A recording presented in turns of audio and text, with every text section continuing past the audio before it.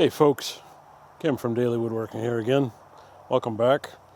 This is my journey part 2. So last time I told you guys a little bit about my first sales experience at craft shows. One of the things I forgot to talk about was that in 2001 I had applied for an incubator program from the state of Maine and was actually allowed into that incubator program. And the incubator program was for a website. We were going to work together with a developer, a website developer, to create our first websites for e-commerce.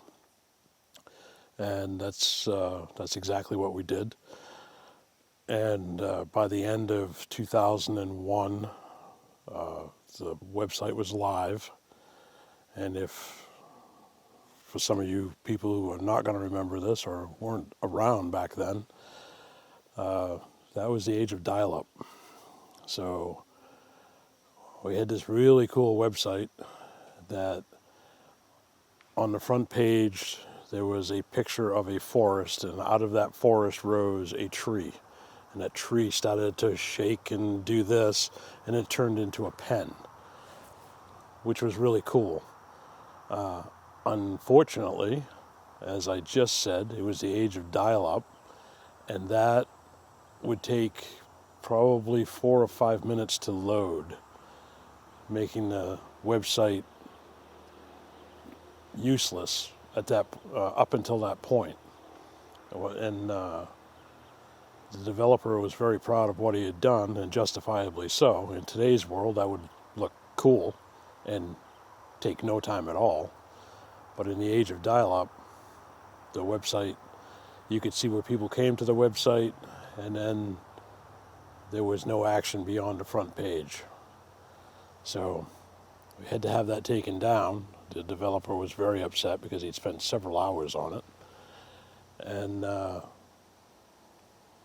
it was the first time that having a website, not really paying attention to the fact that as a consumer myself, I wasn't looking for that kind of stuff.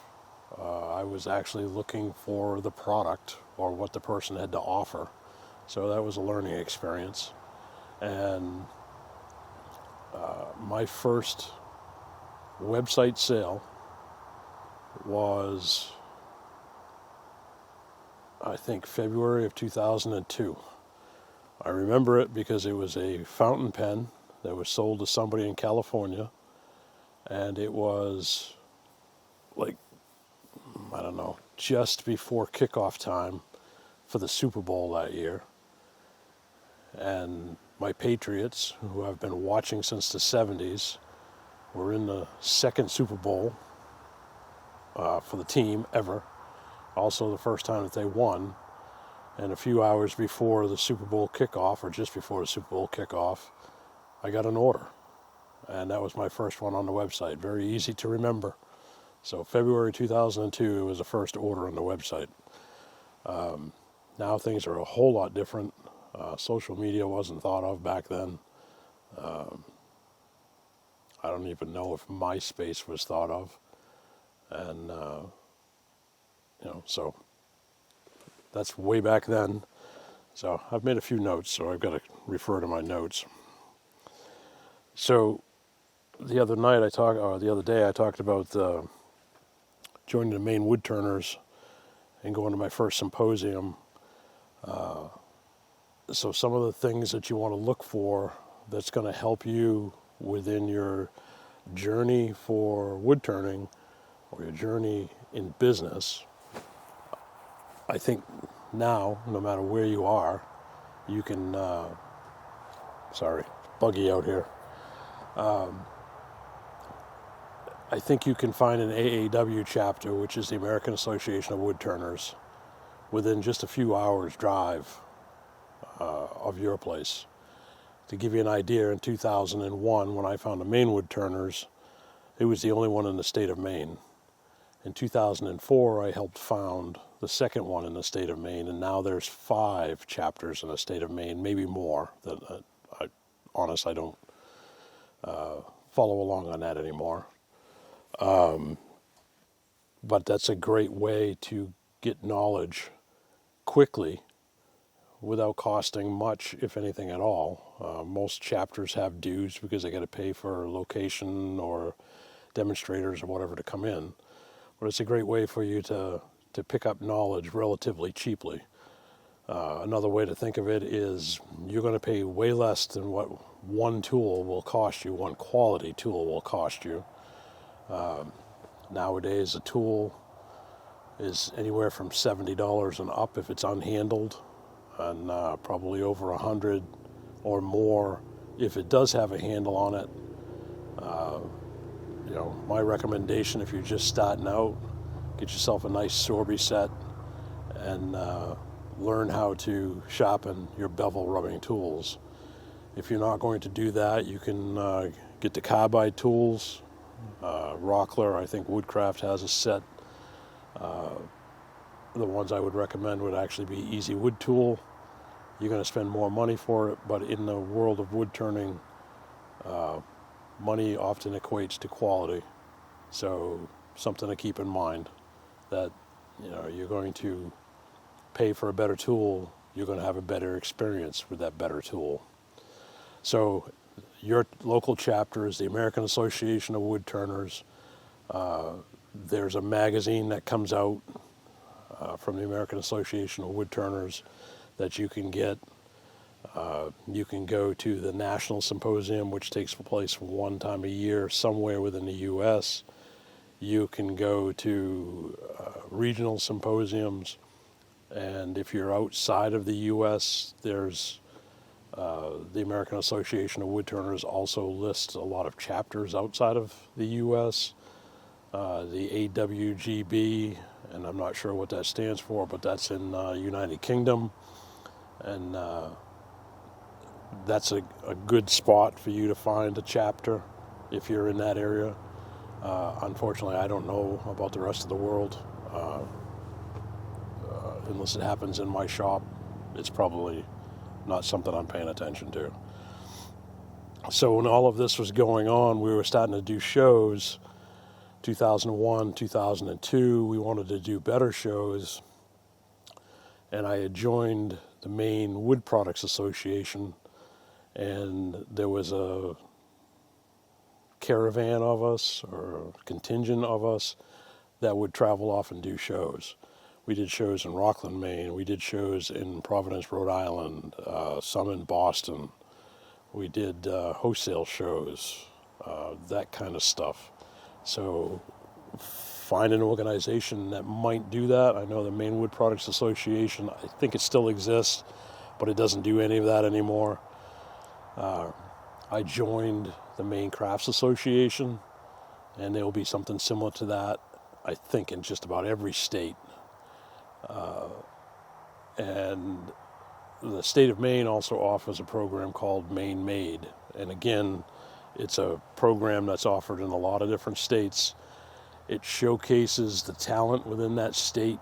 And in the case of Maine Made, you actually have to qualify for it. And there's some things to help you qualify, one of which is you have to have your own website. You can't just simply hang a shingle up there and say, hey, look, this is what I'm doing. That's not what it's for. It's being paid for by taxpayer money, so they're trying to get money to come back into the state through the individual. So the more items that we can sell, maybe we purchase the wood locally, or we purchase something locally. But if you're looking for something from the state of Maine, I highly recommend you go to mainemade.com, and you'll be able to search the database. Maybe you're a web developer and there's nothing like that in your state, and you can help develop that. It's a phenomenal program to be able to help. Every time that you can get somebody to look at your product on somebody else's website, hopefully it leads back to your own website. That's huge. That's one of the things that all of the search engines actually look for, is who's linked to your website, and is it a quality website that's linking to your website, and that will help you in the search engines. So yeah, in 2001, we had the website up and running, and I probably wasn't the first, but I was probably one of the first 10 woodturners in the world who actually had a website, an e-commerce website. There was a lot of people who had a blog and was doing stuff like that. But especially in this day and age, if you don't have a website, people don't think you're serious. So get yourself a website, develop a website. Right now I use Shopify and pay handsomely for that website. But, it's something that I can maintain myself. And if I can do it, you can do it. It's just like the wood turning. If I can do it, you can do it. It takes practice. And you're going to make mistakes. It's a given. So 2002, the website was up and active. Obviously, if I had my first sale. And back then, everybody figured if you put up a website, you were going to instantly be famous and rich and all of that. And none of that actually takes place. Just like it is today, you got to drive traffic to your website. People don't simply find it. So ads in, I don't recommend a newspaper, but we did ads in magazines. We did ads in wholesale magazines, things like that. Shows that link back to your website. All of that stuff is, anytime somebody can find you. The easier it is to find you, the easier it is to make the sale. Just like being a road salesman, which I was at the time, you're going to talk to somebody, in most cases, on average of 7 times before they purchase. So you got to know, you got to put some more legwork into it, and don't be afraid of it. But one of the biggest things that you're going to find for a hurdle is going to be pricing. So let's talk about pricing a little bit. I see people, whether they're at a show, they're on a Etsy or something along those lines, that are way underselling themselves. And I know that people think that it's cool that they sold something, but if you're not making money at it, you're going to burn yourself out, especially when somebody comes through and says, hey, I'd really like that. Can you make 10 of those? If you're not making profit at it, you're not going to want to do it. So figure out how to make a profit. The way that I go about doing it is I figured out what my average electricity was, which is a guesstimate because it's part of our house bill. So just take the square footage of your shop and square footage of your house, come up with a percentage and apply that to your bill. That's just a really simplistic way to do it. Same thing as if you've got other things that you have to use. Your website should be able to write it all off. And I'm not a tax expert, so please consult whoever's doing your taxes.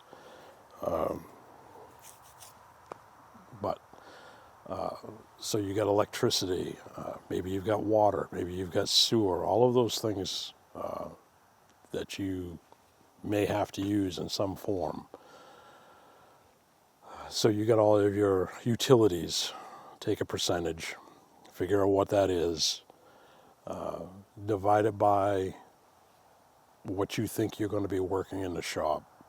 So, if you're planning on doing it full time, 40 hours a week, which is not what you're going to be doing. You're going to work harder and longer for yourself than you ever do for somebody else, or at least I hope you do.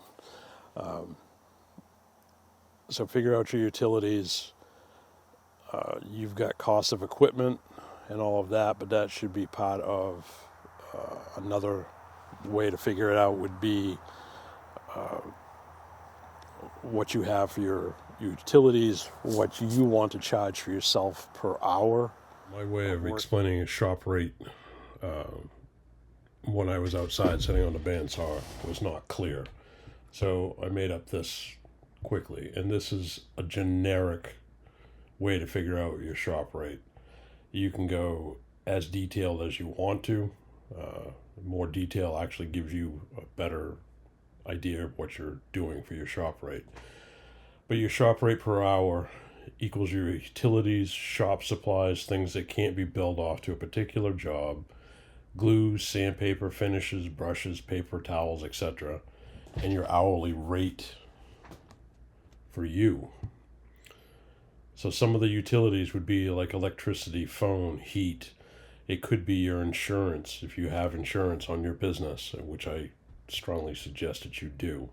Maybe you have satellite radio, or you're paying Pandora or one of the other services. Things like that can be added into your shop rate to make it more accurate. So, and I suggest that you do this over a year. So go back and figure out in the last year what you paid for these things. So as you can see, I put down $1,000 a year for electricity. Depending on where you are in the U.S., that's probably really, really low. Your phone, that's based off of $50 for a cell phone.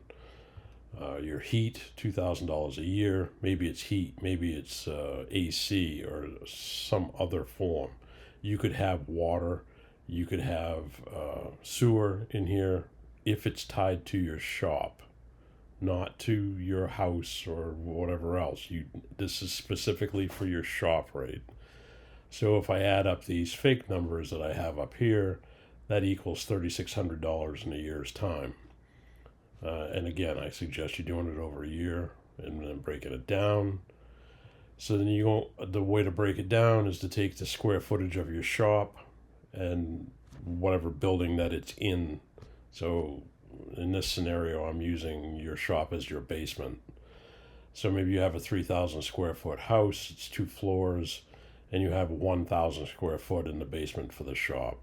So 1,000 square feet divided by, in a 3,000 square foot shop is 1,000 divided by 3,000, or 33%, or 0.33.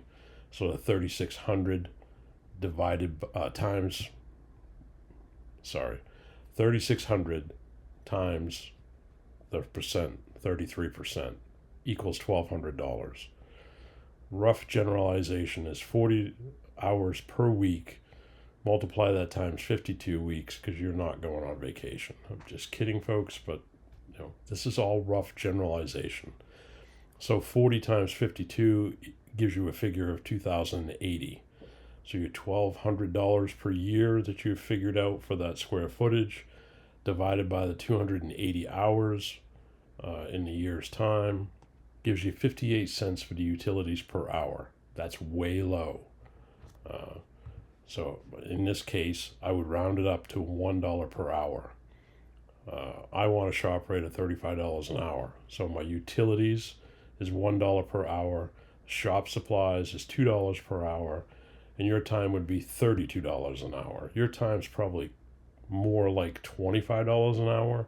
And these two things here are probably going to equal somewhere between $5 and $10 per hour. You can add whatever you want to into this. This is a generalization of how to figure out your shop rate per hour. I hope it helps. One of the things I figured out was, as I was going through this, and I had worked it up, and I charged an average of $35 an hour for my shop and myself. And that was a set rate. So how many widgets could I make in an hour? Divide that into my shop rate. So let's say I can make 6 things an hour. Or let's say I can make 7 things an hour. That's $5 a piece for $35 an hour. So there's $5 for that. And then if it was, let's use a pen, because that was my first stuff. So if you buy a pen kit, and I know a lot of you are going to go to your local store and you're going to buy the cheapest pen kit you can find, which is going to be a slimline pen. And you're going to pay $2 for that slimline because you bought it on sale. And then you're going to take a piece of wood, maybe it's something you have, or you buy a pen blank, straight grain wood, so you got $1 into it, maybe more. I don't do straight grain wood very often, so I don't know what it costs anymore. And if it was me, I would be buying a board and cutting that board down so that my board might cost me $40, but if I can get 100 pieces out of it, 40 cents. So anyways, dollar. So now you got $5 for labor, you got $2 for your pen kit, you got $1 for your pen blank. You get your miscellaneous is going to be in your shop supplies, which should be part of your $35 or your shop fee, and that would be sandpaper, and that would be your CA glue or epoxy or however you're doing that, and set about to figure out how that's going to be. So at this point you have $8 for your pen, and so if you add 10% on top of that, it's 80 cents. So $8.80, you're going to add a profit margin of 10%, and I recommend you go higher, but it should be a minimum of 10%. And that profit margin is there when you break a piece of equipment, you wear out a tool so that you can replace it. It's not your finance charges or whatever if you've spent money on a machine. That's something that your accountant's going to help you handle. But so you got $8.80. So we're going to round it to $9. So $9 times 2, because that would be your wholesale price at the $9. And $9 times 2 would be what they call a keystone, or your wholesale. So $18 for that pen. Is that enough? That's your choice to figure out. The way I actually figure my wholesale when I was wholesaling was take my wholesale price that I'd come up with, that first line, that $9, and I'd multiply it by 2.5. And the reason that I'm doing that is because your galleries and gift shops that you're wholesaling to, you have to help protect them. You don't want to undersell them, and they're not going to buy from you. So if you're in a country like we are, a keystone is fine, but a keystone and a half is better for somebody who's in Washington, D.C., L.A., Chicago, New York, Philadelphia, Boston, where the rents, the insurances, and everything are higher. And the theft is higher. All these things that they have to take into account. So take your $9, multiply it times 2.5. Instead of 18, you're now at $22.50, I believe. And that would be where I would look at, can I sell that pen at $22.50 retail? And you should be able to. And again, we're talking a straight grain pen. So if your costs go up, you have to increase your costs. So a slimline pen, just to give you an idea, and I don't make very many of them per year anymore. My minimum is $30, but I'm using a better mechanism, a titanium gold. I really liked the rhodium or the platinum series. Inside of platinum, there's 5 different metals, rhodium being one of the toughest, but you can't get it anymore since the pandemic. So you got to look at your costs, work on decreasing the amount of time it takes you to actually turn that product. One of the ways to do that is to do multiples. So if I'm going to make a pen, and I don't want to make 1. I want to make 5. I want to make 10. And I'm going to set it up that way. I'm going to set up 5 pens. I'm going to set up 10 pens. Even if I'm not selling it that day, I have it in stock. Or I put it on the website, and this is what you're actually going to receive, is the one picture, that kind of stuff. And it's a better way to do it. If you think you're just going to take your costs and do it, I'm sorry, but you're foolish. Because you're going to need replacements. You're going to need a new tool because you wear it out. You're going to need a grinding wheel. You're going to need sandpaper. You're going to need a new lathe at some point. I mean, I'm on lathe, for my big lathes, I'm on lathe number 3, and on my mini lathes, I'm on lathe number 3. So you have to be able to somehow pay for that. You want your business to do that for you. So that's the lesson in pricing today. That's how I do it. There's many different ways, probably a different way for doing it for every human that's out there. But this is what works for me. So hopefully you guys have enjoyed part 2 of this. Probably part 3, we'll talk about consignment and wholesale and retail, because there are differences. Just to leave it on the side, because I just gave you what it took to get your wholesale price, your retail price. A consignment is usually 60-40, meaning 60% goes to the artist and 40% goes to the person who's getting it and selling it. And there's a lot of things that go into that relationship. You want to make sure that you are 100% happy with that, because your stuff is not actually sold until you receive a check.